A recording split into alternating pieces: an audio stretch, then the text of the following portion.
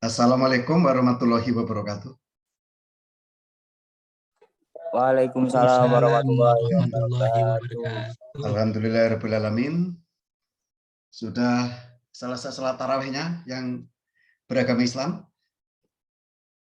Baru kelar, Pak. Sudah kelar ya? Oke. Sudah, Pak. Alhamdulillahirrahmanirrahim. Pada malam hari ini, tanggal 4 April 2022, alhamdulillah kita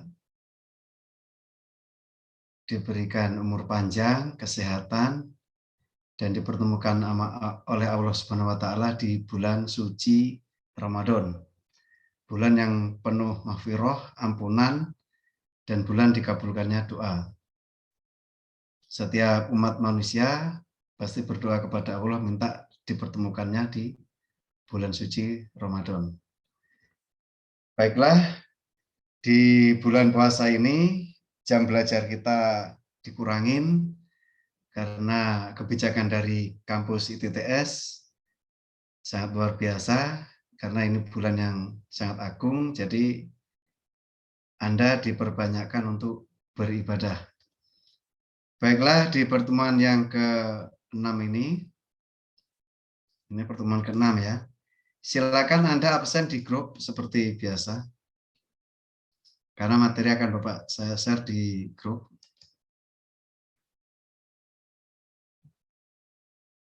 Materi sudah kelihatan di layar?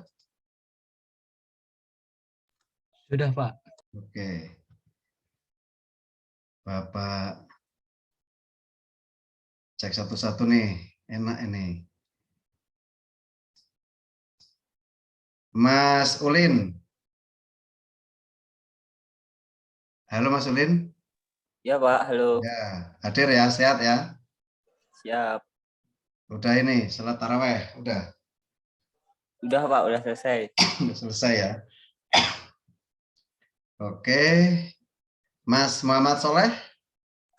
Siapa hadir, Pak? Hadir, selesai tarawehnya? Alhamdulillah, Pak. Ya.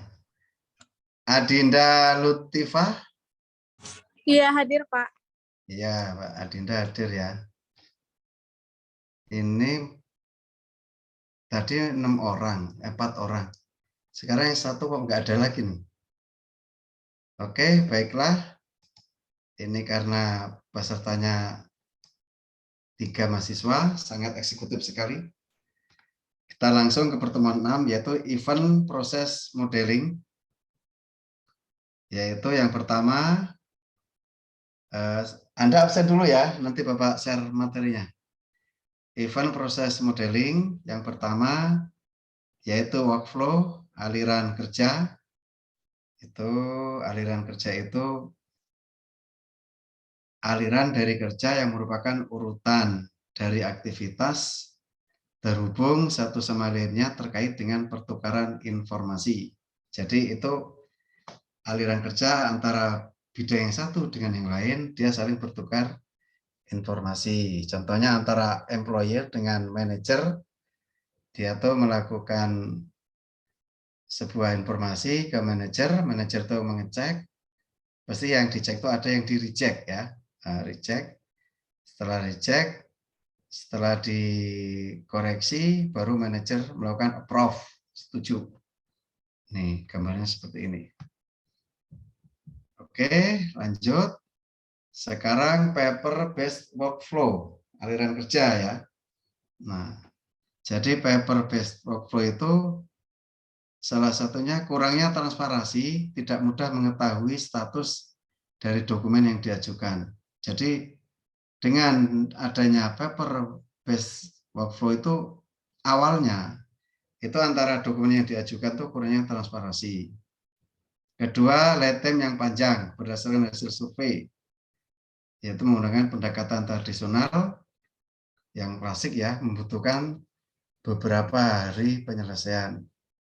Yang ketiga, tidak ada monitoring deadline, jadi tidak ada mekanisme pengukuran waktu yang tercatat. Itu berlawanan dengan yang diperbolehkan. Yang keempat, biaya tinggi, membutuhkan biaya yang relatif tinggi. Nah, makanya diperlukan paper based workflow. Oke, manfaat dari aliran kerja itu yang pertama, manfaat aliran kerja ya, tadi kan saling berkomunikasi antar dokumen tuh. Pada bisnis proses yang rutin, ya kan, memungkinkan karyawan bertanggung jawab terhadap proses untuk menjadi efisien terkait dengan proses karena karyawan menjadi lebih berpengalaman melalui proses berulang-ulang di dalam pekerjaan mereka sehari-hari. Jadi kalau pekerjaan itu dikerjakan secara rutin dan berulang-ulang, ya jelas kita akan berpengalaman. Jadi manfaatnya itu. Jadi pada bisnis proses yang rutin. Yang kedua, untuk bisnis proses yang sporadis. Nah, yaitu sering bersifat tidak efisien, apalagi kalau proses tersebut melibatkan lebih dari satu fungsi. Jadi dalam hal ini software workflow dapat membantu di mana meliputi aliran proses, orang yang dilibatkan, dan dokumentasi terkait dengan proses. Dengan adanya software workflow ini ya, memungkinkan karyawan melakukan proses yang rumit dan menelusuri status dari proses kapan saja. Artinya serumit apapun kerjaan, kalau udah dibantu dengan software workflow ini ya, itu pekerjaannya akan dapat dilakukan dengan mudah. Oke, jadi ada dua, pada bisnis proses yang rutin atau pada bisnis proses yang sporadis. Sporadis itu kadang-kadang, kayak gitu. Nah, lihat gambarnya ya. Di sini ada angka 1, 2, 3, 4, 5, 6, 7. Nah, Anda lihat angka-angka ini. Angka yang pertama tuh employee. Employee itu anggap aja dia seorang sales personal ya. Nah, itu employee itu melaporkan ke pihak supervisor. Nah, supervisor itu langsung merespon, apa sih maunya si informasi dari si employee ini. Nah, setelah dia oke, yang nomor 2 ini supervisornya oke, langsung lanjut ketiga, auto searching road time. Nah, disinilah proses. Setelah ini proses, baru dilaporkan ke vendor. Vendor itu ibaratnya yang paling atas ya. Nah, setelah vendor oke, baru dia masukkan ke manajer. Nah, setelah manajer oke, baru manajer melakukan perintah. Nih dari produksi gambar pabrik ini dikirim ke bagian manajer. Nah, manajer langsung mengasih informasi ke bagian delivery nomor 6. Delivery itu pengantaran. Nah, setelah diantar baru adanya evaluated ya, resep. Nah, jadi dari employee ke supervisor, terus sampai ke auto source road time, sampai ke vendor, bahkan sampai terakhir di receiving manager. Nah, terus terakhir kali bagian delivery, pengiriman, itu baru mau dilakukan evaluated ya, resep. Jadi ini gambaran sekilas tentang workflow ya. Jadi dokumen atau sistem kerja yang saling berhubungan, flow kan aliran ya. Alirannya seperti ini. Anda lihat gambarnya, kalau lihat gambar sudah Anda cepat paham. Oke, kita lanjutkan. Nah, contoh nih, contoh misalkan tata cara pendaftaran mahasiswa baru. Nih, ada seorang mahasiswa, dia mendaftarkan ke bagian Penmaru. Bagian Penmaru teman-teman mengasih belangko kan, belangko form pendaftaran tuh. Nah, setelah belangko form pendaftaran diterima, diisi, saat dikasih semua, baru dikasih ke bagian akademik. Nah, dari bagian akademik menginformasikan ke bagian staf tata usaha atau administrasi untuk memberikan nomor tes dan ruangan si mahasiswa nanti. Dia tes nomor tesnya berapa, ruangannya di mana. Tuh, nah, jadi dia menerima nomor tes sama dia nanti informasi ruangannya di mana. Nih. Setelah itu para calon mahasiswa ini udah mendapat ruangan, ya kan? Nah, dia melakukan tes. Setelah tes ini ada pengumuman di sini nih, diterima atau tidak. Nih, lihat setelah diterima mahasiswa ini baru kembali lagi ke bagian penmaru melaporkan bahwa dia udah diterima. Bawahnya ini proses dari mahasiswa tadi mendapat ruangan untuk tes. Nah, prosesnya seperti ini gambarannya. Jadi setelah mahasiswa itu masuk, dia ke bagian umum, AU, bagian administrasi umum, dan administrasi umum itu calon mahasiswa tadi dikasih belangko, terus belangko tadi dikirim ke bagian administrasi. Nah, dia terus dikirim lagi ke bagian kemahasiswaan. Nah, dari kemahasiswaan ini dimasukkan lagi ke sini, ke bagian legalitas ya, stempel ya, bahwa dia sudah sebagai mahasiswa. Setelah dia sebagai mahasiswa, dikirim lagi ke bagian, kalau kantor itu BAAK lah ini ya, kalau di kampus ini. Nah, setelah BAAK, dia meng-ACC yang diterima tadi sebagai mahasiswa, nah baru dimasukkan sebagai database-nya sebagai mahasiswa kampus tersebut. Nah, mahasiswa ini dilaporkan ke Kabak Kemahasiswaan. Nah, setelah dia oke, baru sah mereka menjadi mahasiswa. Ini prosesnya. Dari daftar, proses dapat nomor tes dan ruangannya di mana, sampai dia tes, pengumuman, setelah dinyatakan lolos, setelah oke, dia mahasiswa tadi daftar ulang ke bagian AU, administrasi umum, melalui tahapan proses, akhirnya data mereka sudah dimasukkan ke, ini ya, yang lihat kursor Bapak nih, ini udah sebagai datanya mahasiswa di kampus tersebut, dan kabaknya dikasih tahu di sini, dan dia resmi menjadi mahasiswa. Gambarannya seperti itu. Ini gambarnya kecil-kecil sih tulisannya. Oke, kita lanjut lagi. Sekarang ada namanya istilah EPC, Event Driven Process Chain, ya. Nah, Event Driven Process Chain adalah model language, bahasa modeling yang dapat digunakan untuk menjelaskan proses bisnis dan workflow. Ya. Jadi EPC itu adalah modeling language, yaitu bahasa modeling. EPC dapat digunakan untuk konfigurasi implementasi enterprise resource planning. Ya, mata kuliah kita kan enterprise resource planning sebenarnya. Seperti analisa dan perancangan bisnis proses. Oke, ini EPC diingat-ingat event driven process chain ya. Nah, komponen EPC itu ada dua, yaitu event. Nah, ingat, Anda kalau pernah dengar kata event, ada event konser ini, apa namanya, dangdut itu kan misalnya. Kalau enggak yang hobi musik Korea tuh. Kalau nanya event itu pasti di sini ada objek, di sini ada past participle, ya kan? Nah, objek ini masuknya ke expense. Kalau past participle masuknya ke incurred. Nih. Nah, ini event, itu terdiri dua ini. Kalau function yaitu elemen aktif yang menerangkan pekerjaan atau aktivitas. Ya. Jadi event itu Anda bayangkan ini sebuah proses pagelaran musik itu menerangkan keadaan sebelum dan sesudah terjadinya acara kontes musik. Tapi kalau function itu elemen yang aktif menerangkan kegiatan daripada acara konser musik tersebut. Gambarnya seperti itu. Nah, contoh bagian dari function itu verb dan objek. Kalau verb ini prepare, persiapan, objek itu expense report. Nah, ini function. Ya, komponen dari EPC ada dua, event dan function.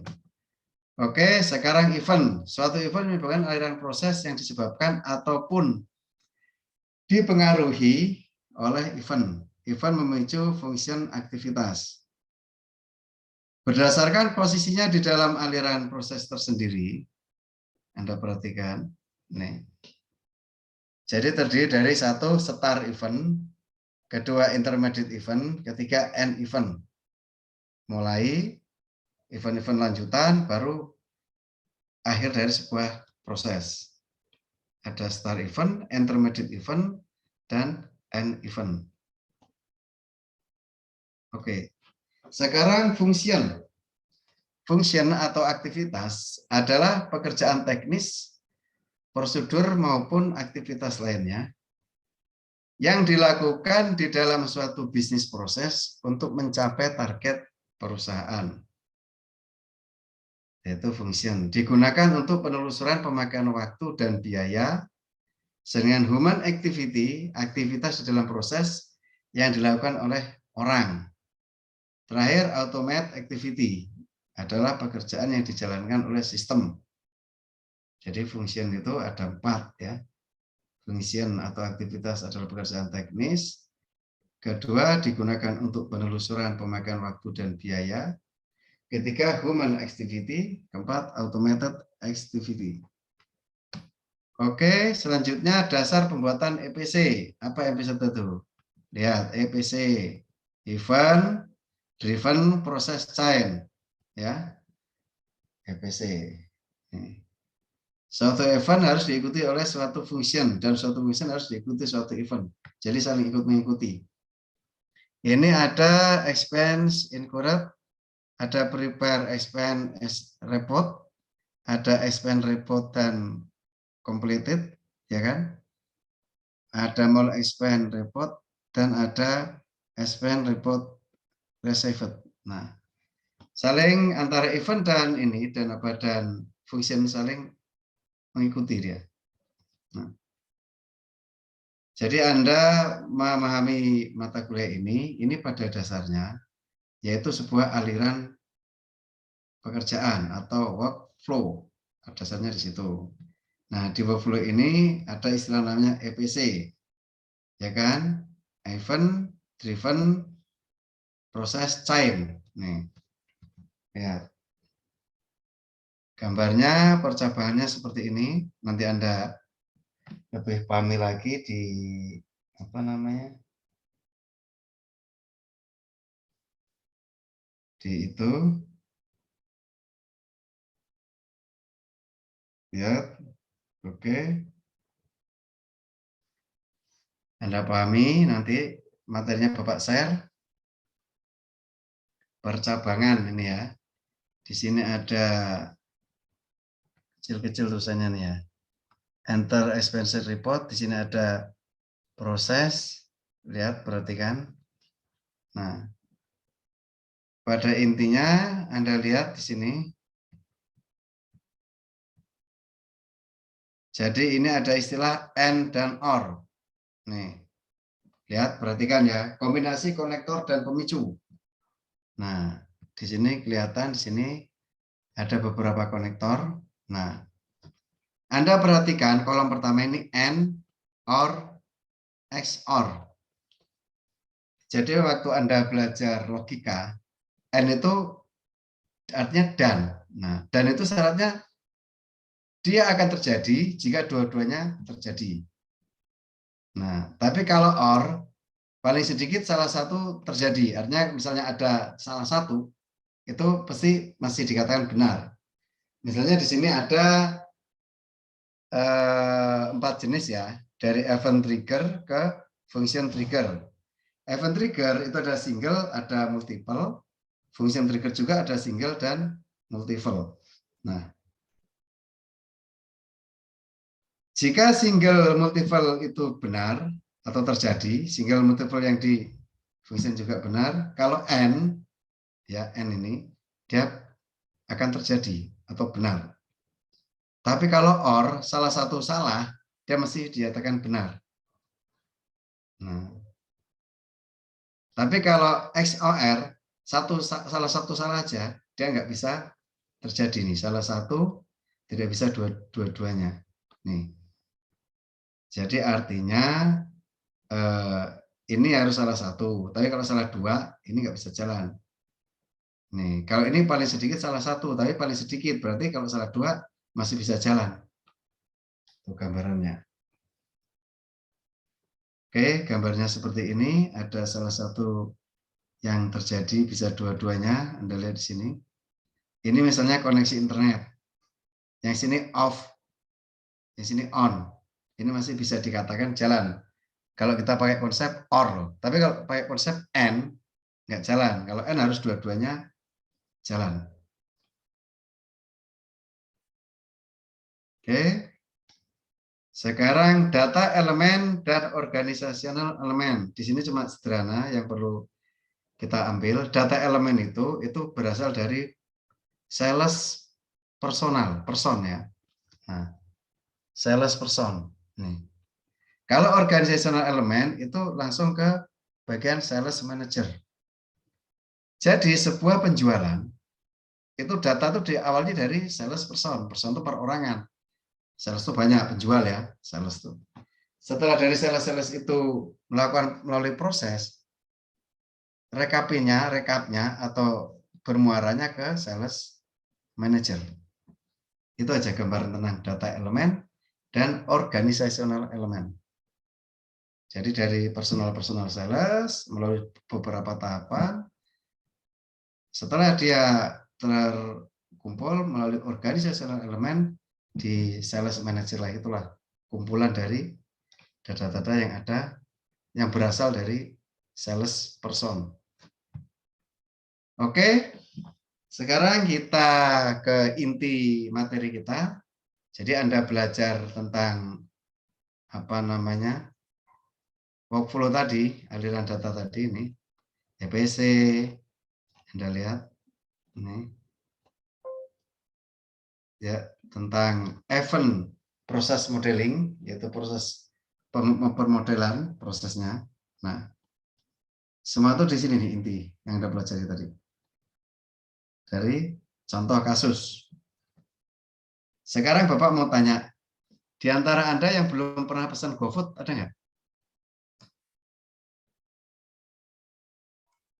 Halo? Nggak ada, Pak. Pernah Nggak pesan ada GoFood semua kan? Pernah pesan GoFood semua, Pak. Ya, oke. Jadi yang dimaksud dengan workflow, ya kan? Terus event driven proses chain, nah, terus proses modeling, itu intinya di sini. Jadi ada sebuah kasus. Jadi kalau kita tadi belajar materi tadi sampai akhir, Anda pasti bingung ini sebenarnya apa sih yang dipelajari. Nah, yang dipelajari ini loh realnya. Lihat. Contoh kasus. Pembeli mengirimkan pesan untuk memesan produk ke penjual. Nah, jadi anggap aja Anda kalau pakai GoFood terlalu canggih ya. Ini Anda beli di marketplace saja lah. Di marketplace itu ada yang jualan misalkan pet shop, makanan kucing, kan? Nah, Anda mengirim pesan, Anda beli makanan kucing itu 3 karung misalnya. Nah, penjualnya menerima pesan Anda nih, produk yang dipesan. Nah, setelah produk dipesan, informasi masuk ke order proses. Nah, penjual mengirim invoice ke Anda. Yang Anda pesan tadi harganya sekian. Nah, ditambah biaya angkut sekian. Nah, pembeli menerima lagi invoice dari penjual, dibaca. Receive invoice activity, dibaca sama dia. Oh, harganya 500.000 3 karung. Ongkosnya 20.000, berarti 520. Oke, Anda setuju? Anda mentransfer pembayaran. Ya, mengirim pembayaran nih. Ya, nah setelah Anda mengirim pembayaran, yang terakhir, ya kan, pembeli menerima produk pesanan. Mengapa? Karena begitu Anda pembeli itu menerima invoice dari penjual, nih ya, nah ya kan, nah invoice penjual ini. Nah akhirnya Anda pembeli mengirim pembayaran. Oke, saya bayar nih. Nah, yang terakhir pembeli menerima produk pesanan.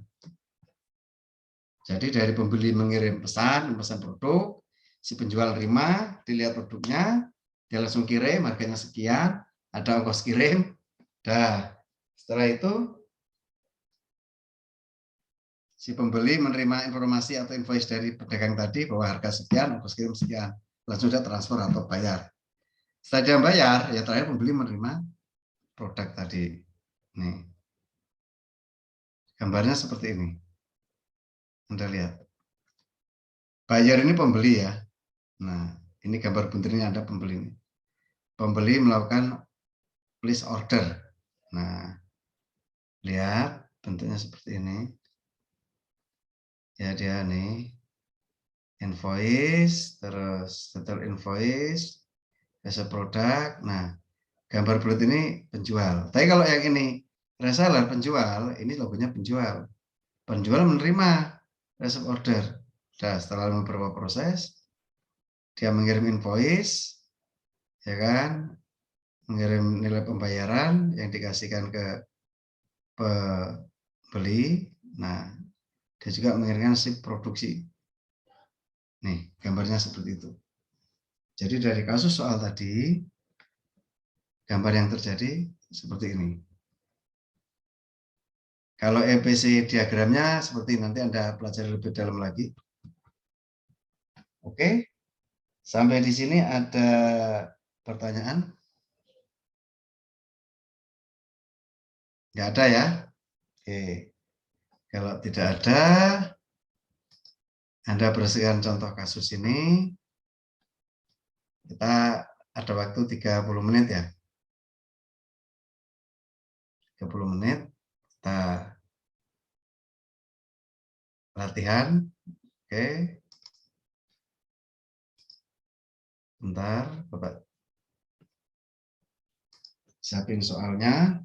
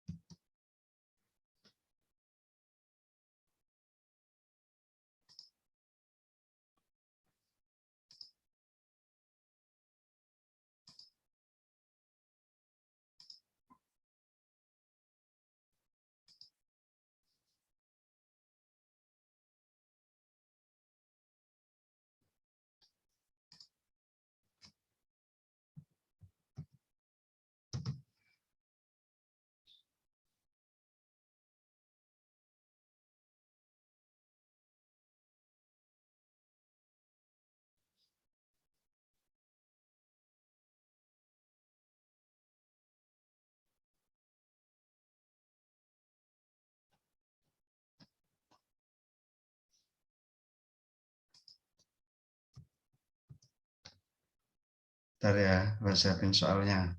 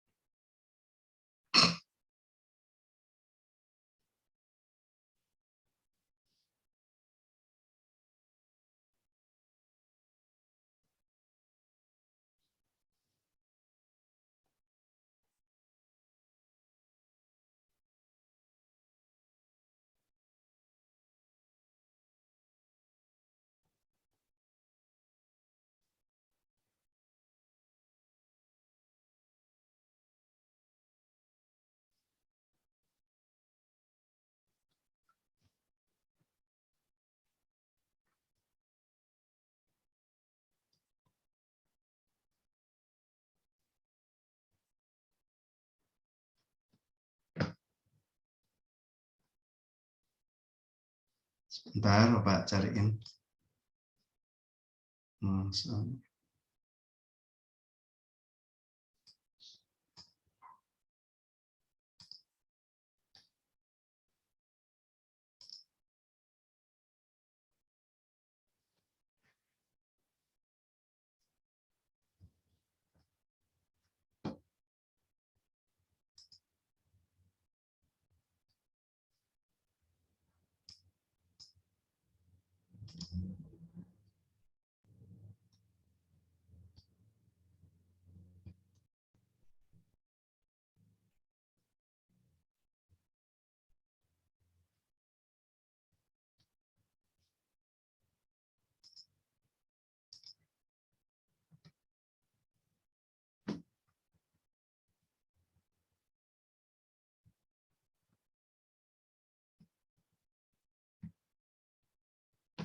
Oke.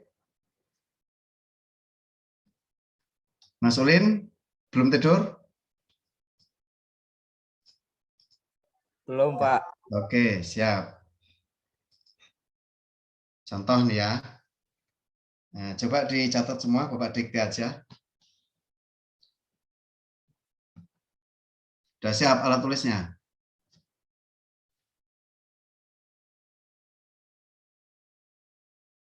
Udah ya? Bentar Pak, belum Pak, bentar. Saya cari alat tulisnya Pak. Coba alat tulisnya disiapkan coba.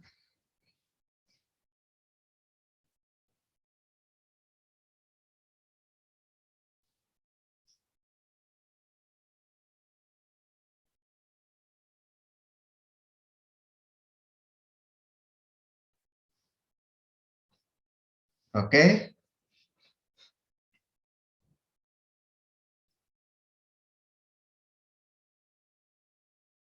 Yang pertama,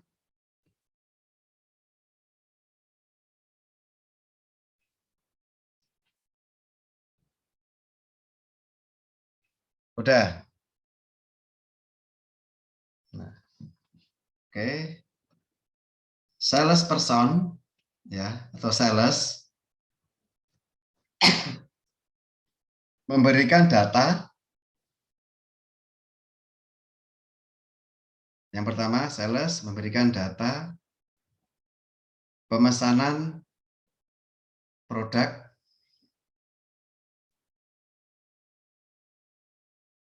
kepada supervisor. Ya. Nah,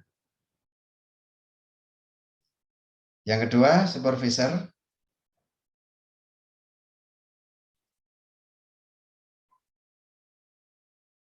mereject data tersebut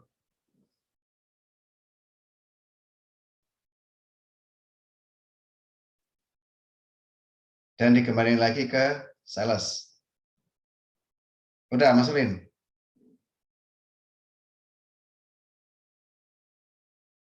Udah, Mas Ulin ya? Udah. Terus yang ketiga, sales memperbaiki data tersebut dan dikirim lagi ke supervisor. Supervisor meng-approve data tersebut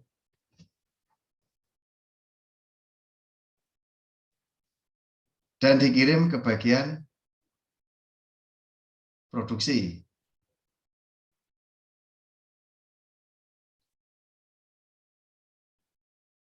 Selanjutnya, bagian produksi memberikan hasil pekerjaan, laporan kepada manajer.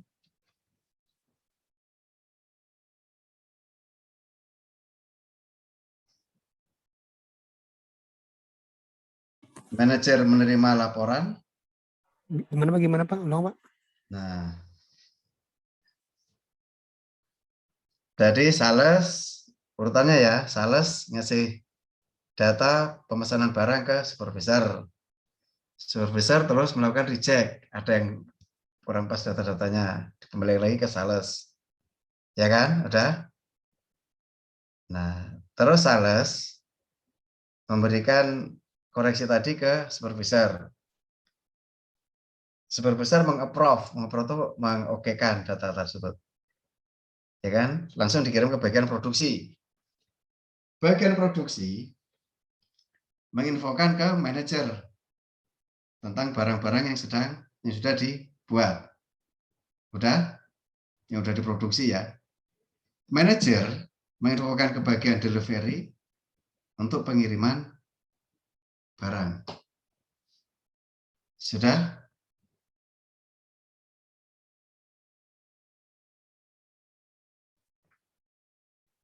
Kalau sudah,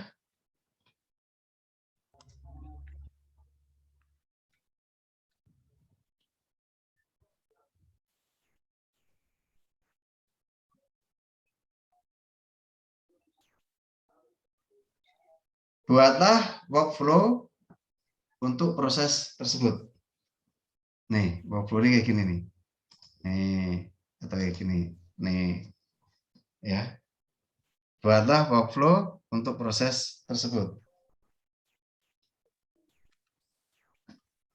Oke? Kalau sudah, Mohon maaf, Pak. nah, Itu yang bagian produksi menginfokan ke manajer, selanjutnya apa ya, Pak? bagian produksi menginfokan jumlah produk ke manajer, udah. Manajer menerima hasil dari bagian produksi, ya kan? Nah, setelah itu manajer memerintahkan menginfokan ke bagian delivery untuk pengiriman barang. Oke? Kalau udah silakan kerjakan, hasilnya kirim ke grup. Dibuat sketsa aja. Ini materi Bapak kirim, dari materi ini udah ada, tinggal nyentuh plug aja enggak ini. Ini ngerjainnya paling 5 menit ini. Oke, Bapak share di grup materinya. Udah.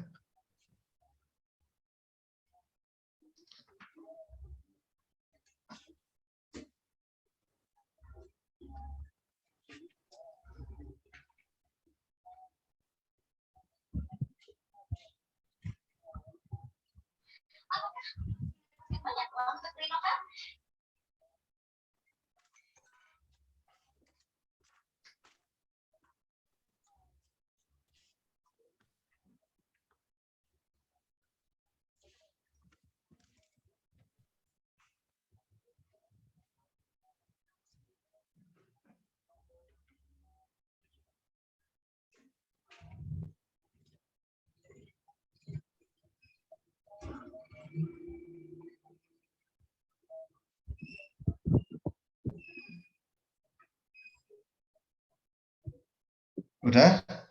Materinya udah Bapak kirim ya? Silakan Anda lihat dari materi.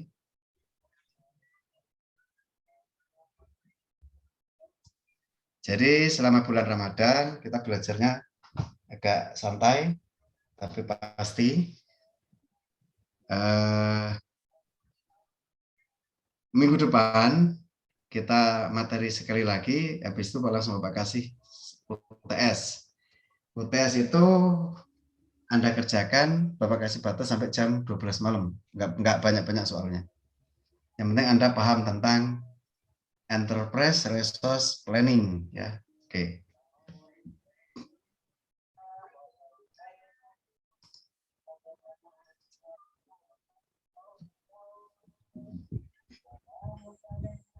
Oke. Kalau sudah Anda kerjakan, Anda gambar aja, setelah digambar foto kirim ke grup ya. Oke.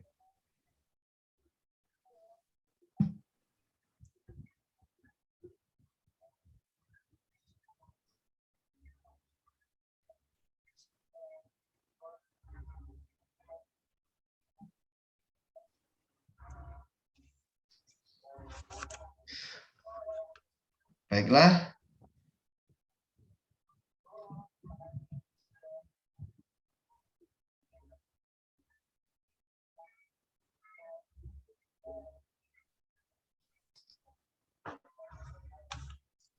Pertemuan malam ini saya cukupkan sampai di sini. Latihannya silakan dilanjutkan. Nanti Anda kirim ke grup WA. Bapak mohon maaf, sekali lagi Bapak ucapkan marhaban ya Ramadan. Mohon maaf lahir dan batin. Selama ini Bapak dalam menyampaikan materi ada kekurangan atau kesalahan. Bapak mohon maaf yang sebesar-besarnya. Terima kasih atas perhatian Anda. Bapak akhiri. Billahi wal hidayah. Wassalamualaikum warahmatullahi wabarakatuh. Waalaikumsalam warahmatullahi wabarakatuh. Mohon maaf lahir dan batin, Pak. Ya, jangan lupa ya latihannya Bapak tunggu. Siapa siap. Oke.